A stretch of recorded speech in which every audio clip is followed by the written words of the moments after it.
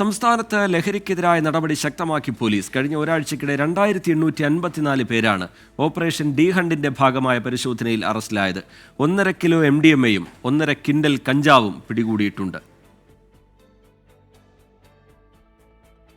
ഷഫീദ് റാവുത്തർ വിവരങ്ങളുമായി ചേരുന്നുണ്ട് തിരുവനന്തപുരത്ത് നിന്ന്. ഷഫീദ്, വിവരങ്ങൾ എന്താണ് ഷഫീദ്?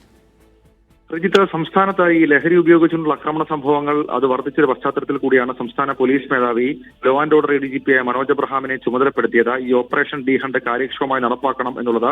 അതിന് പിന്നാലെയാണ് കഴിഞ്ഞ ഒരാഴ്ചക്കാലം സംസ്ഥാനത്ത് വളരെ രഹസ്യ സ്വഭാവത്തിൽ ഓപ്പറേഷൻ ഡി ഹണ്ട് വളരെ കാര്യക്ഷമമായി നടന്നത്. ഏതാണ്ട് 17,246 പേരെയാണ് പരിശോധനയ്ക്ക് വിധേയമാക്കിയത്. ഇതിൽ നിന്ന് 2,762 കേസുകൾ ഈ ഒരാഴ്ചക്കുള്ളിൽ രജിസ്റ്റർ ചെയ്തു. 2,854 പേരെ അറസ്റ്റ് ചെയ്യുകയും ചെയ്തിട്ടുണ്ട്.